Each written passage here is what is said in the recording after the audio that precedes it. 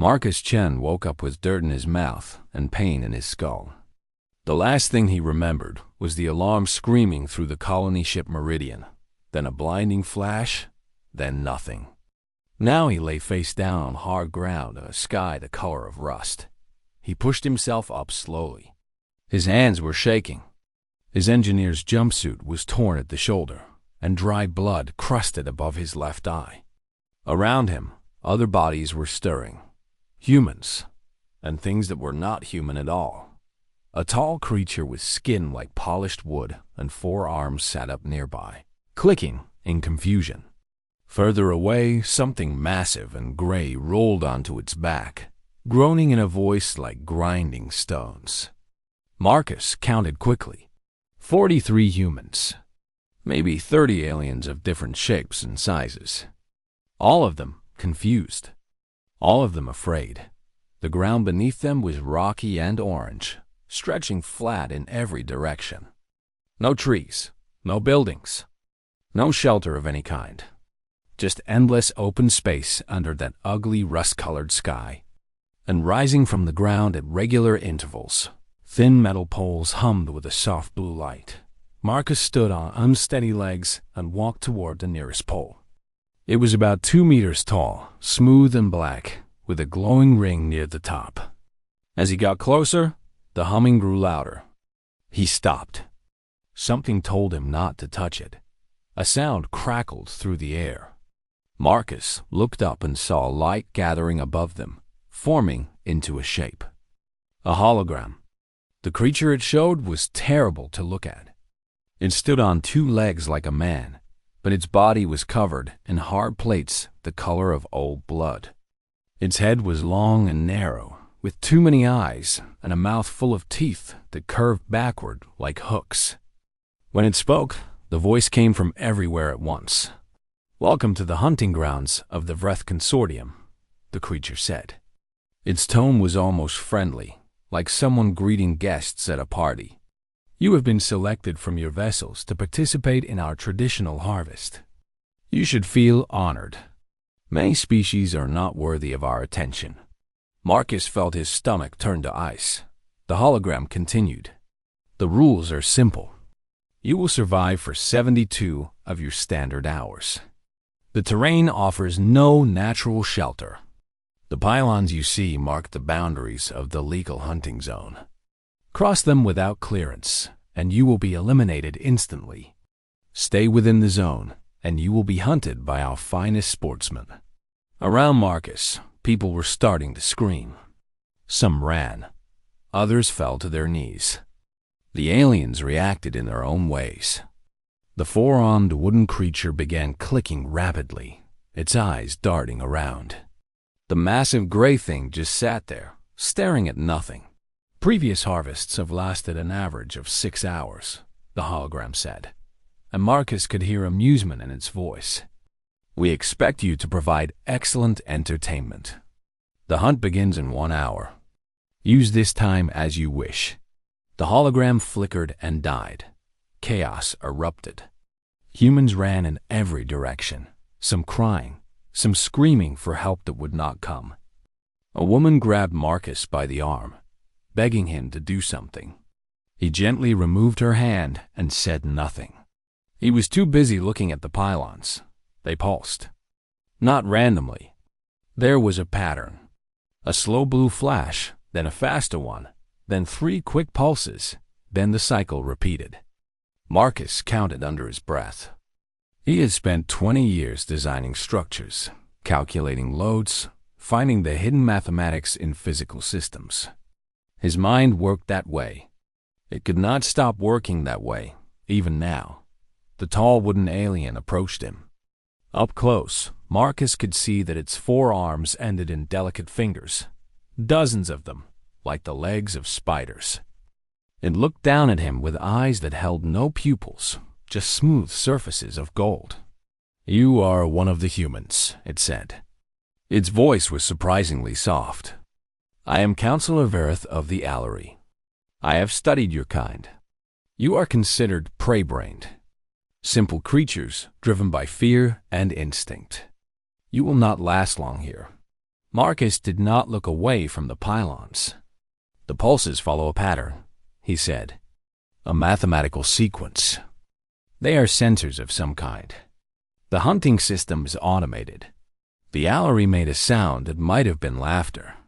"And what good does this knowledge do you, human? Will you solve equations while they tear you apart? Will you calculate the angle of your own death?" It turned and walked away, its long legs carrying it across the rocky ground with grace. Marcus kept counting. The hour passed. Some captives had tried to dig holes in the hard ground.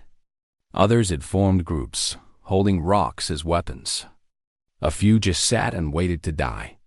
Marcus had found a shallow depression in the terrain, barely deep enough to hide a body lying flat. He crawled into it and pressed himself against the cold stone. A horn sounded across the hunting grounds. Then came the hunters' dot. They dropped from the sky in small personal craft, landing in different parts of the zone. Marcus could see them clearly. They looked like the creature from the hologram, but each one was slightly different. Some had more eyes. Some had larger claws. All of them carried weapons that gleamed in the rust-colored light. The killing began. Immediately, sonic lances fired beams of compressed sound that tore through flesh and bone.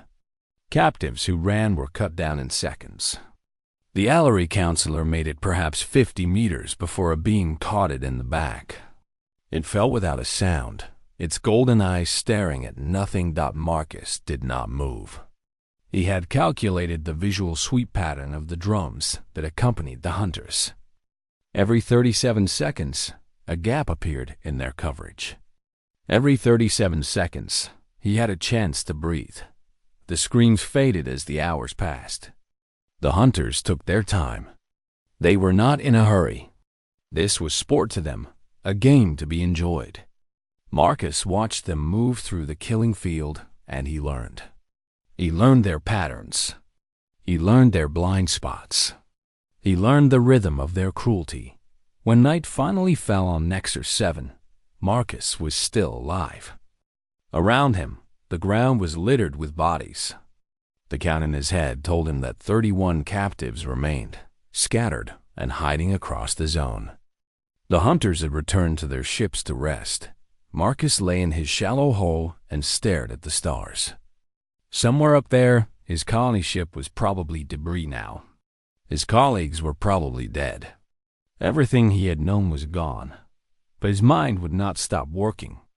The pylons, the patterns, the sensors, the gaps. They built a system, he whispered to himself. Systems of flaws.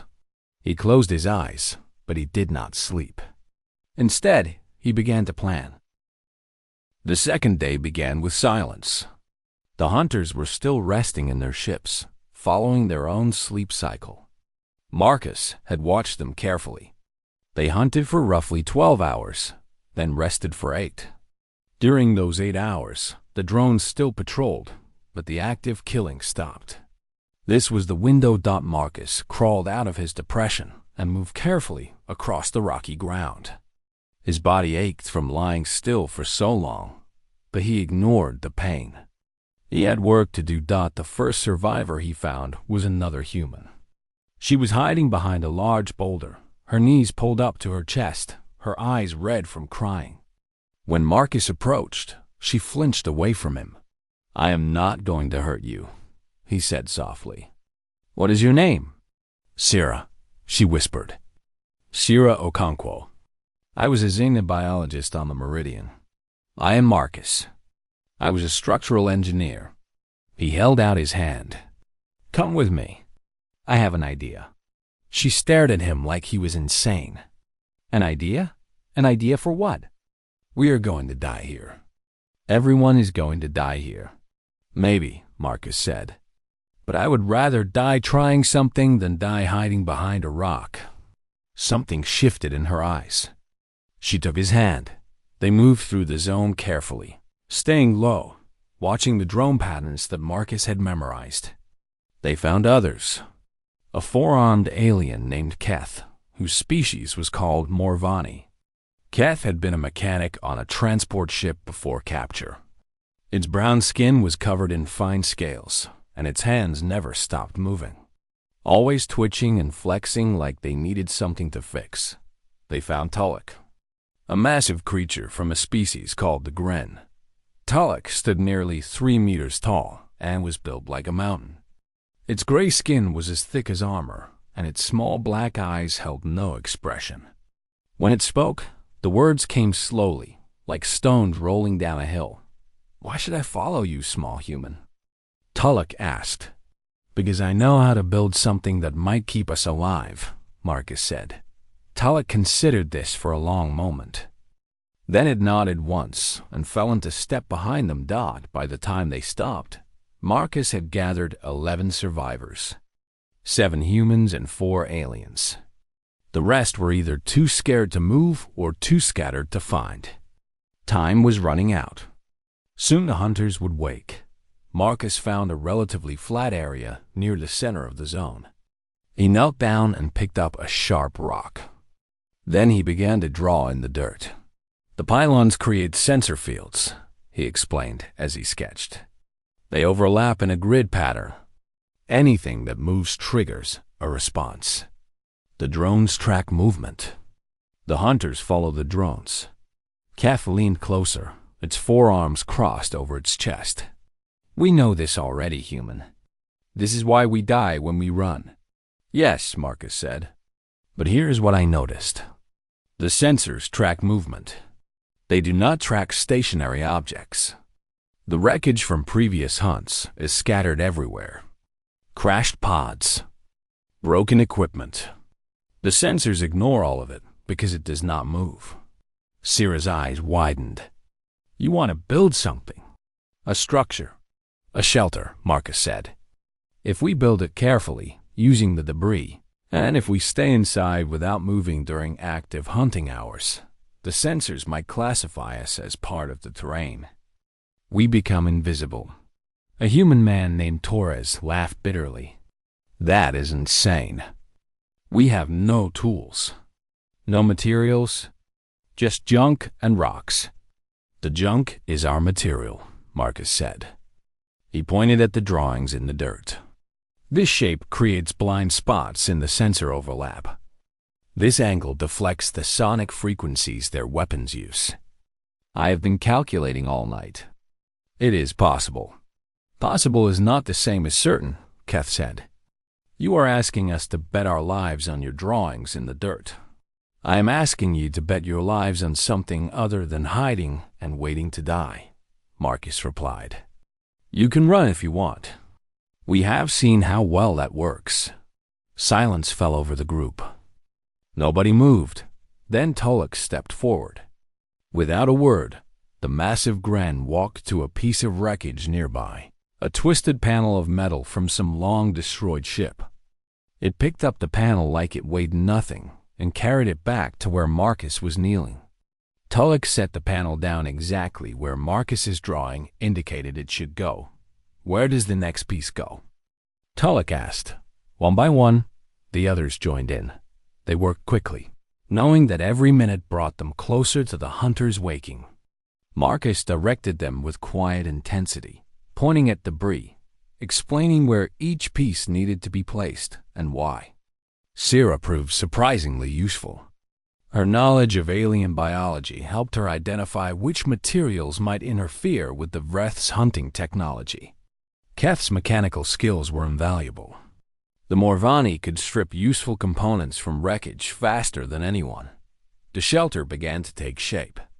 It was ugly. It was crude. It looked like a pile of garbage arranged by a madman. But there was logic beneath the chaos. Every angle was calculated. Every gap was intentional. Marcus had designed it not to look like a shelter, but to look like just another heap of debris. A drone passed overhead. Everyone froze. Marcus felt his heart stop beating. The drone hovered for a moment, its sensors sweeping across the structure. Blue light played over the twisted metal and broken panels. Then the drone moved on. Marcus released a breath he did not know he was holding. "It is working," he said.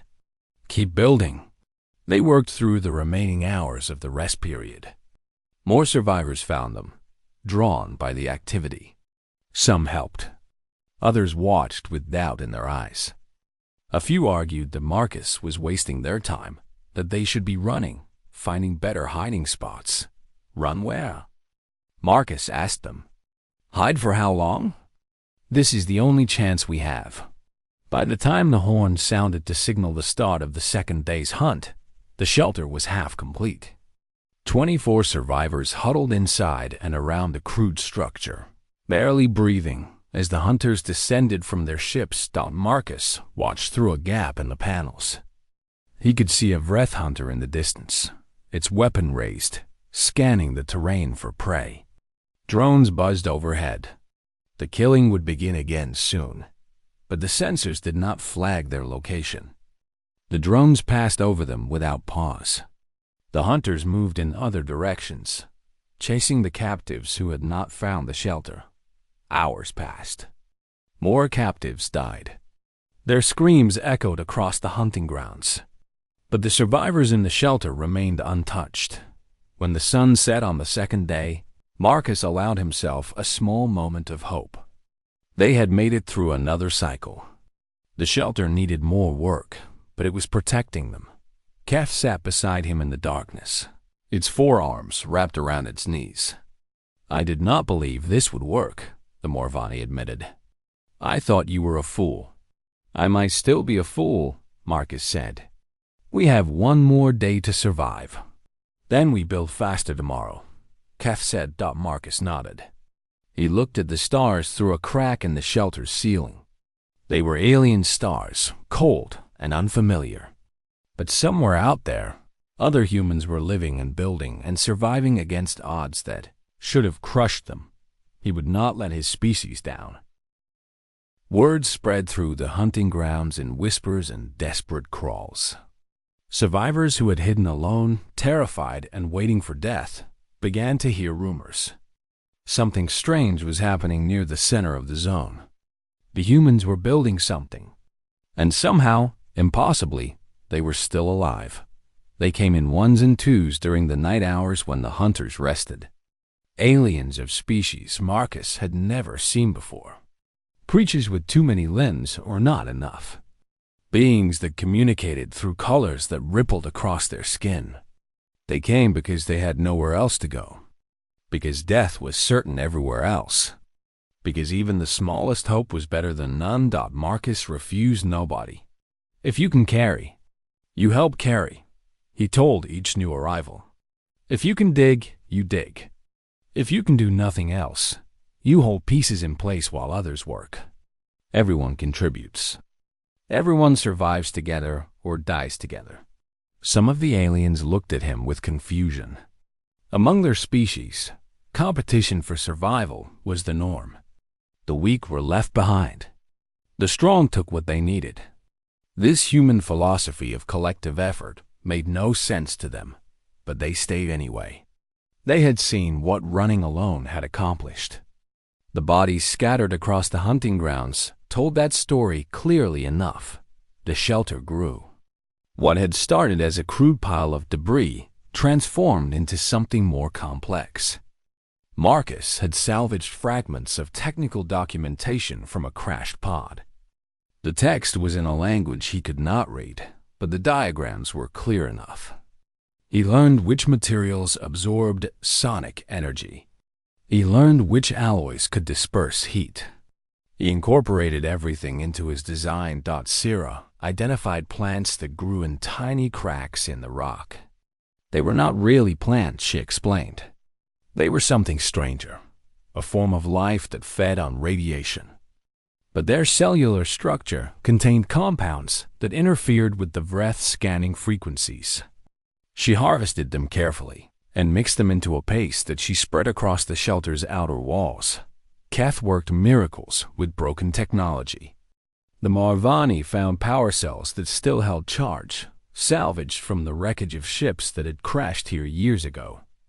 With 4 hands moving in perfect coordination, Keth built a basic electrical system. The shelter now had dim lighting in its interior and a crude sensor that warned them when drones approached. Tulloch carried everything. The massive Gren moved pieces of wreckage that would have required 5 humans to lift. It never complained. It never slowed down. When others grew tired, Tulloch simply picked up their loads and kept working. On the second night, the Vreth Huntmasters noticed that something was different. Their kill counts were lower than expected. Their drones kept passing over an area near the center of the zone without flagging any targets. Curious, a senior hunter named Vrethkal requested permission to investigate personally. Vrethkal was old by his species standards, over 300 years of hunting experience. His body was covered in scars from prey that had fought back before dying. His collection of trophies filled an entire ship. He had seen every desperate trick that dying creatures could attempt. Nothing surprised him anymore. He descended to the surface alone, leaving his weapons behind. He wanted to see this anomaly with his own eyes. The survivors saw him coming. Through the gaps in the shelter walls, they watched the Vreth hunter approach with slow, confident steps. His many eyes reflected the dim starlight. His clawed feet left deep prints in the rocky ground. He moved like a predator who knew he had all the time in the world. Nobody. Breath.VRE Takal stopped a few meters from the shelter. He tilted his head, studying the structure. To his sensors, it registered as debris. To his eyes, it looked like garbage arranged in a heap. But something was wrong. Something did not fit. He walked a slow circle around the shelter, examining it from every angle. Inside, the survivors pressed themselves against the walls, against each other, trying to make themselves as small as possible. Marcus stood near the entrance gap, watching the hunter through a narrow crack. Their eyes met. Marcus saw intelligence in those alien eyes. Not the mindless hunger of an animal, but the calculating awareness of a being that enjoyed its cruelty. Vrethkal knew they were in there. He knew exactly what they had built, and wide-eyed the hunter smiled. It was a terrible expression, his hooked teeth catching the light. "Clever," Vrethkal said. His voice was deep and rough, like metal scraping against stone. "Very clever, little mammals. You build a nest. You hide inside like frightened prey. You think this will save you?" Nobody answered. Nobody moved. Vrethkal laughed. The sound made Marcus's bones ache.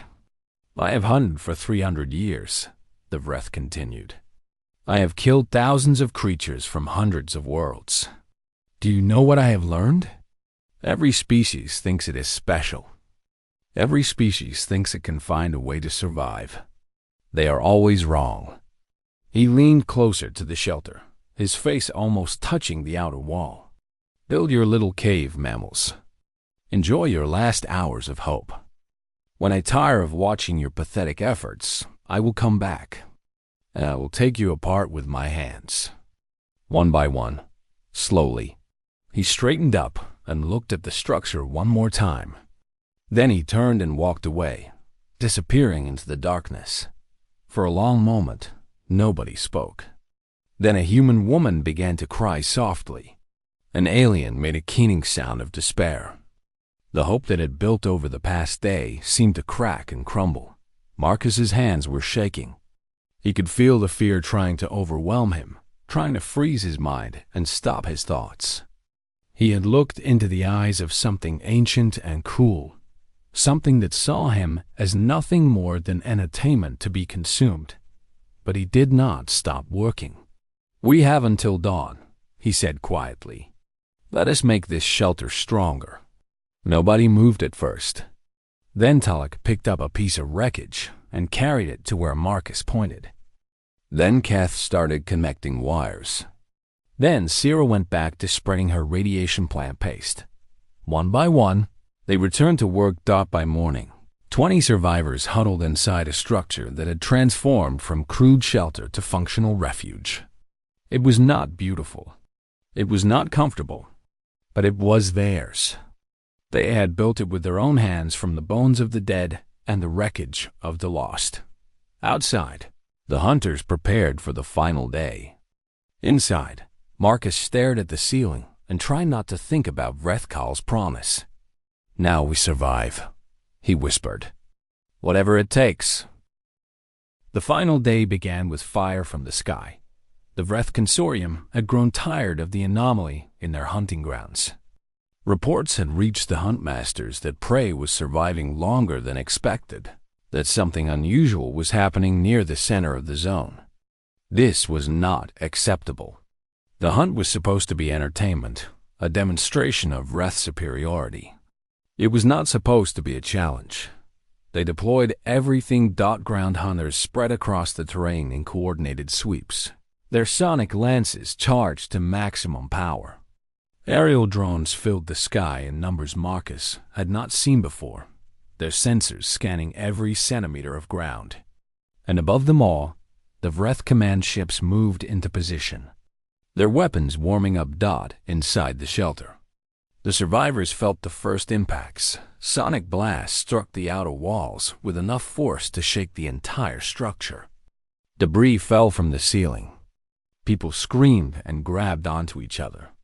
An alien with translucent skin pressed itself into a corner, its body flickering through colors of pure terror. But the walls held. Marcus's calculations had been correct. The angles he had designed deflected the sonic energy instead of absorbing it. The material Sarah had identified dampened the vibrations before they could tear the structure apart. The shelter shuddered and groaned, but it did not collapse. The Vreth hunters paused. They had never seen prey resist their weapons before. They increased the power and fired again. More impacts. More shaking. A section of the roof cracked, letting in rust-colored light from outside. Keth scrambled to reinforce it with spare panels while the others braced themselves against the walls. Still the shelter held. Outside, Vrethkal watched with growing irritation. He stood at a safe distance, his arms crossed over his armored chest, his many eyes narrowed. The mammals had surprised him. Their little nest was more resilient than he had expected. But he was not worried. "Not yet. Bring me the siege burner," he ordered. The other hunters exchanged glances. The siege burner was not typically used for hunting. It was a weapon designed for military operations, capable of melting through starship hulls. Using it against unarmed prey was excessive.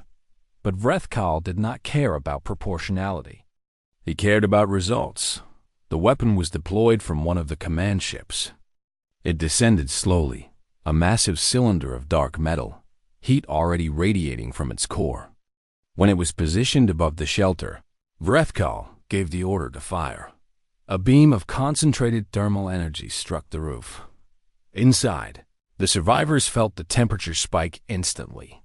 Metal that had been cold to the touch became painful to hold.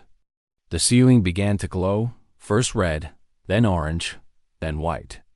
Pieces of it started to drip like melting wax. "We need to get out," Taurus shouted.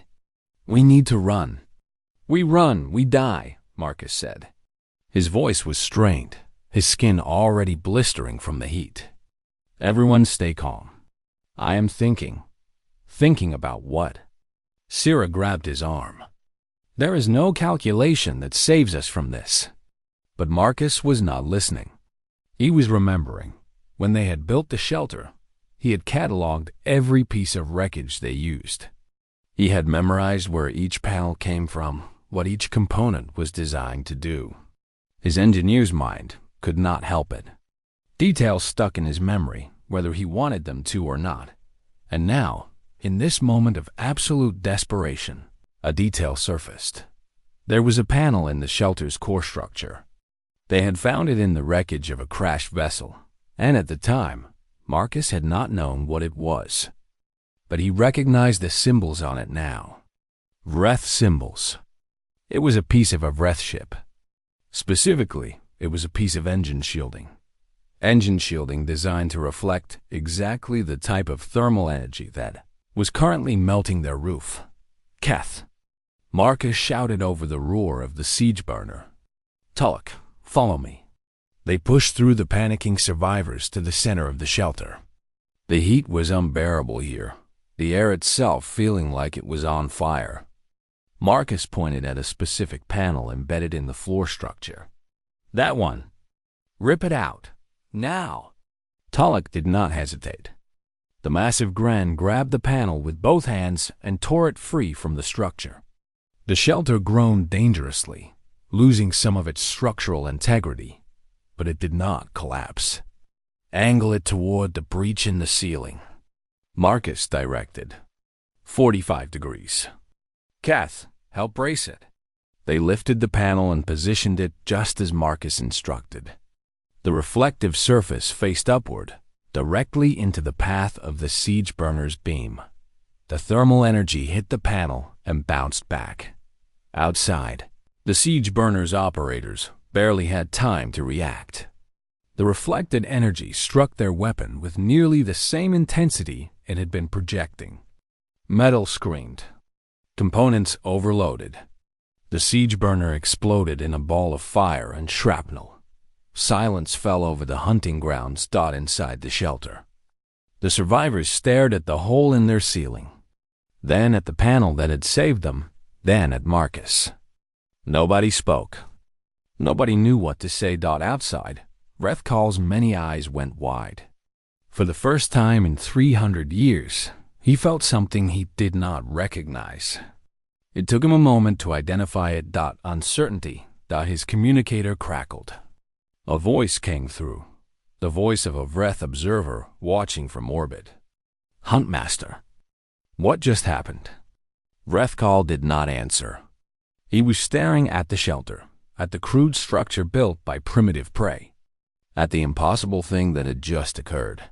Finally, his voice came over the zone speakers, audible to everyone inside and outside the refuge. "What are you?" Marcus looked at the other survivors. Humans, Morvani, Gren, and half a dozen other species he did not even know the names of. All of them covered in ash and burns and fear. All of them alive. "We are not finished yet," he said. The final hours of the hunt passed in a strange stillness. The Vreth continued to patrol, but they no longer attacked the shelter directly. Something had changed. The prey had done something unprecedented, and the hunters did not know how to respond. Rethkal paced outside the refuge, his clawed feet wearing a path in the rocky ground. He could order his hunters to breach the structure manually, to tear it apart with their bare hands. But something held him back. Not fear, never fear, but something else. Something he could not name. Inside the shelter, the survivors waited. 14 of them had made it through the worst. 14 out of 73.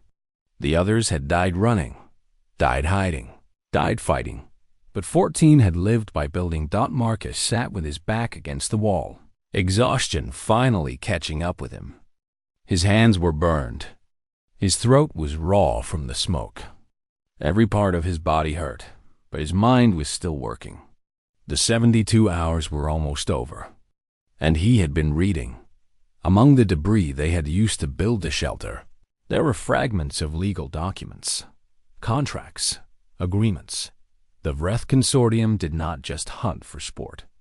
They hunted according to rules, regulations, a formal system that governed everything from capture to kill.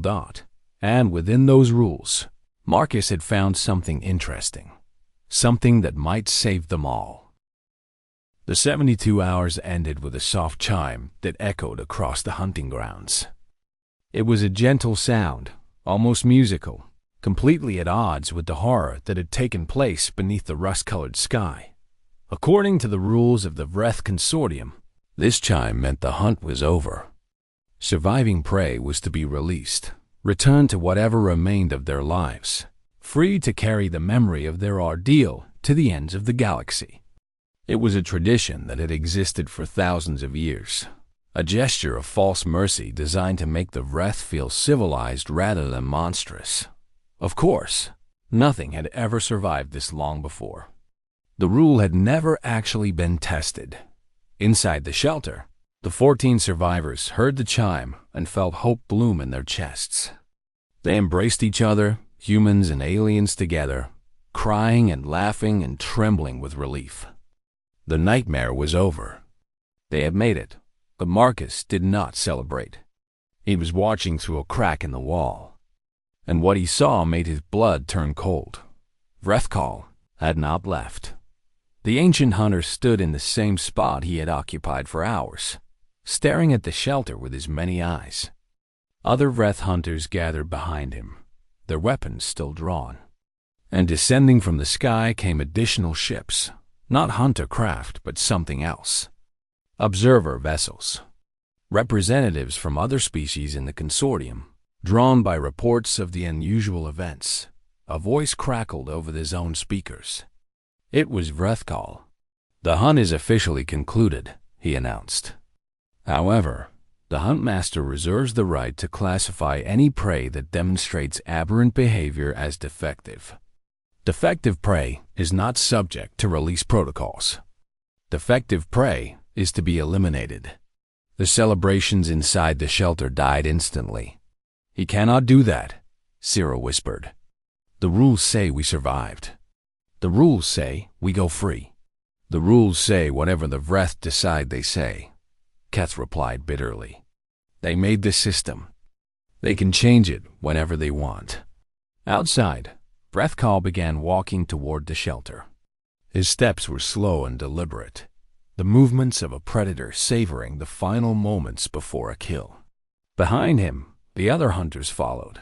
The survivors looked at each other in despair. They had endured so much. They had built something impossible against impossible odds. And now it would all end because one creature could not accept being outsmarted by prey. Marcus stood up. "Open the entrance," he said. Everyone stared at him like he had lost his mind. "Open it," he repeated. "I am going outside. They will kill you," Tug rumbled. "Maybe," Marcus said. "But I have one more thing to try." He did not wait for permission. He pushed aside the panel that served as their door and stepped out into the open air of the hunting grounds. Vrethkal stopped. His hunters stopped. Every eye in the zone turned to watch the single human walking toward them. Marcus did not run. He did not cower. He walked with his back straight and his head held high, even though his legs wanted to collapse beneath him.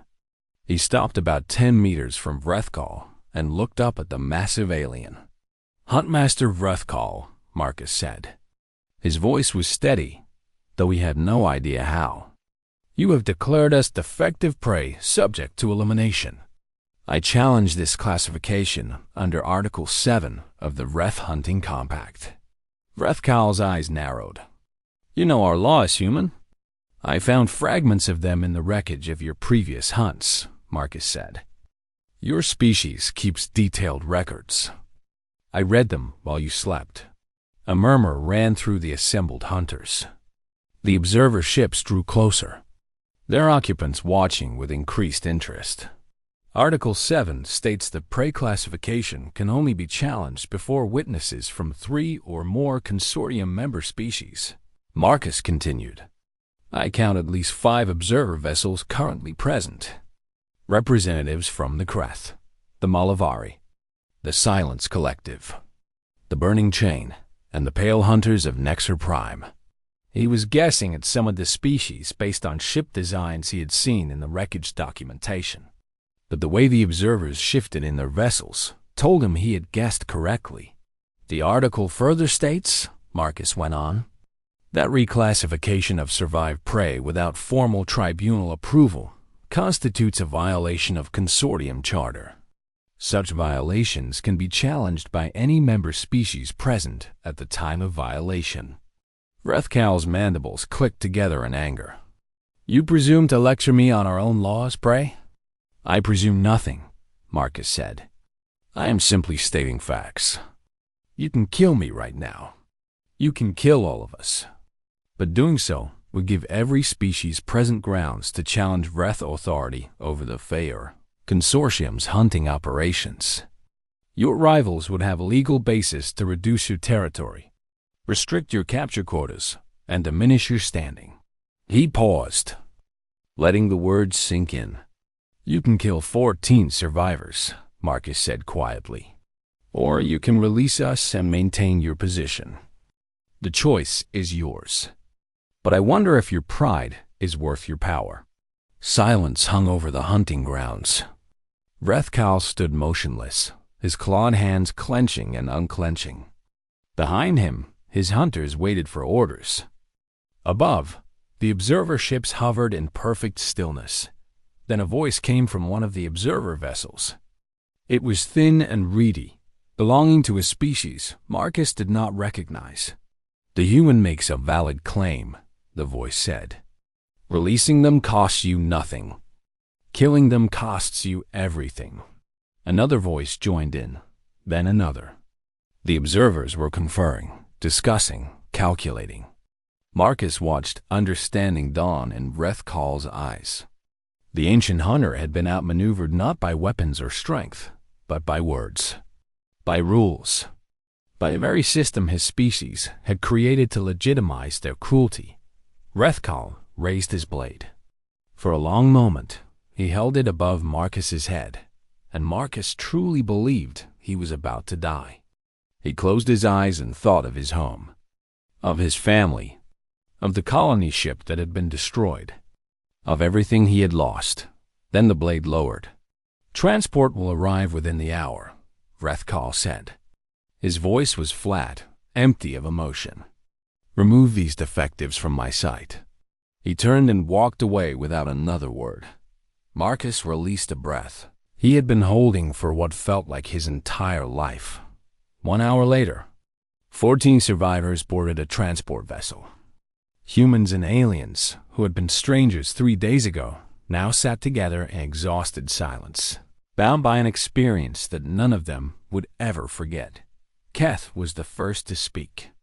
The Morvani turned to Marcus with an expression that mixed wonder and disbelief. Your species, Keth said slowly. You are not predators. You are not prey. What are you? Marcus looked out the viewport at the receding shape of Nexus 7. The rust-colored planet grew smaller and smaller until it was just another point of light among billions of stars. We are survivors, he said. We build. We endure. We adapt. When everything tries to kill us, we find ways to live anyway. That is what we are. Talak made a sound that might have been agreement. Syrah leaned her head against Marcus's shoulder and closed her eyes. The other survivors, alien and human alike, settled into their seats as the transport carried them away from the hunting grounds. Behind them, Rethkal stood alone on the surface of his world, staring at the shelter that still stood in the center of the kill zone. A crude structure made of garbage and desperation. An impossible thing that should not have worked, but did. He would not forget what had happened here. Neither would anyone else. And across the galaxy, word would spread about the small, soft creatures from a little blue planet. The ones who did not run. The ones who built. The ones who looked ancient predators in the eye and found ways to survive that nobody had ever imagined. The humans were coming, and the universe would never be the same.